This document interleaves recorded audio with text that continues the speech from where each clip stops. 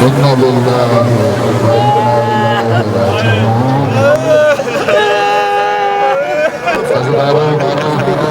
جس امام کی تعبیر کی شبیہ اٹھانے کے لیے آپ سے آپ نے سنا کہ امام موسیٰ کاظم علیہ السلام بہت کھانا ایسا نہیں کہ جو آپ کو جو کرتے کھانا بلکہ زندان کے اندر کنواں کھودا گیا اور صرف کنواں کی نہیں اس میں وسیع لگے ہوئے۔ امام زمان علیہ السلام فرماتے ہیں میرا سلام ہے اس جنت کہ جس کو ہر پہلو بدلنے پر زخم اللہ نے مظلوم کربلا زمان کے اس کنویں سے باہر وہ جگہ کی جہاں داروغہ بیٹھا کرتا تھا اور وہاں پر ایک جہاں سے پتہ چلتا تھا یہ زندان ہے۔ اس زندان سے پاس سے ایک شخص گزر رہا تھا، نام اس کا ایوب تھا۔ داروغہ کو دیکھ کر حیرت سے کہنے لگا داروغہ قیدیوں کے پاس ایسے داروغہ کا رکھا جاتا ہے جو اس دل کا سخت ہو مگر تو کیوں اتنا رو رہا ہے؟ کہتا ہے یہ وقت دیکھنے سے پہلے کاش میں مر جاتا۔ 14 سال میں نے اس زندان میں اس قیدی کے لیے نوکری کی ہے اور 14 سالوں میں اس قیدی نے مجھ سے کوئی فرمائش نہیں اور 14 سالوں میں اس قیدی کے منہ سے صرف تسبیح کی آواز آتی ہے۔ وہ کہتا ہے کہ اس نے مجھ سے ایک سوال کیا جو میں تڑپ کے رہ گیا۔ وہ قیدی مجھ سے کہتا ہے کہ تیری کوئی بیٹی ہے؟ اس نے کہا میری بیٹی ہے مگر آپ نے کیا کرنا ہے؟ کہتا ہے اس کو تو تھوڑی دیر کے لیے یہاں لے کر آ جا، وہ مجھ سے تھوڑی دیر باتیں کرے۔ ایسا کیوں؟ کہا مجھے اپنی بیٹی سے بچھڑے ہوئے کئی سال اللہ اکبر۔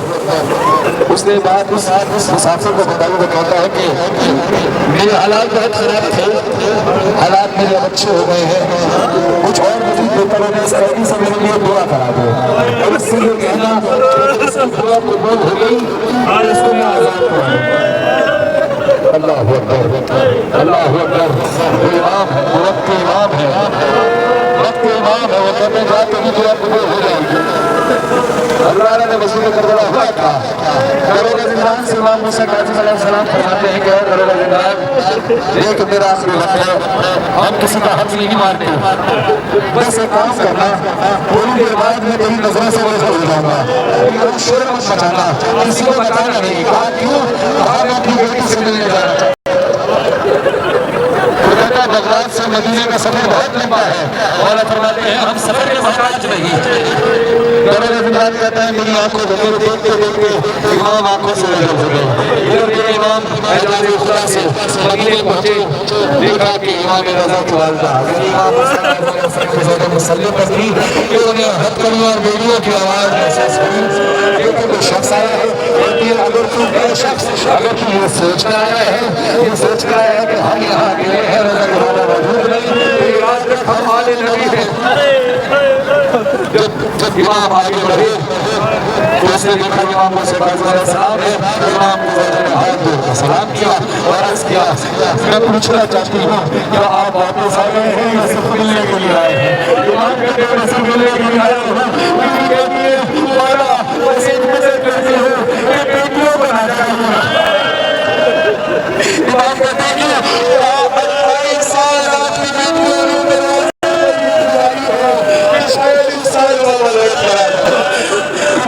آہستہ کمرے میں گئے، بیوی نے کہا یہ آپ کی بڑی بیٹی ہے، یہ آپ کی درمیانی بیٹی ہے اور یہ آپ کی چھوٹی بیٹی فاطمہ ہے۔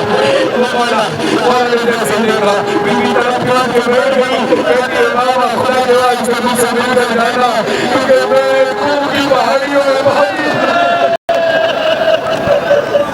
اللہ اللہ مظلوم کربلا امام رضا خدا سے دوبارہ واپس زندان میں تشریف لے آئے اور مولا کی صلاح گونجی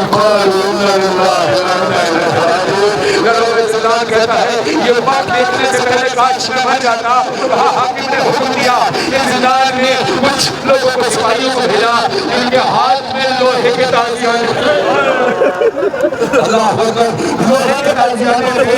اللہ کو تازیانے پر بھرم شروع کے بارے میں زندان کے اندر اس کا لیے بچہ ہوا. اللہ کو اس طرح کا زندان کا 14 سال رکو بنا ہے میرا مولا اور جسم کی حالت ایسی تھی کہ میرے مالوں کو مزدور بنائے گئے. جنازہ جب ٹوٹتا ہے آپ کا جاننے والا ہو نہ ہو کسی مسافر کا ہی جنازہ ہو جنازہ اطلاف سے اٹھتا ہے. مجھے حسین کی عزت کی قسم رضا کے بابا امام حسین قاسم علیہ السلام ساتھ میں امام کا لاشا اٹھا کر لائے ہیں. پر لاشا ابھی آپ نے داؤد کی شبیہ احترام سے اٹھائی. اللہ اکبر مولا کی قسم اس وقت مولا کے لاشے کو دل پر لا کر رکھا نہیں گیا بلکہ لاشا تھے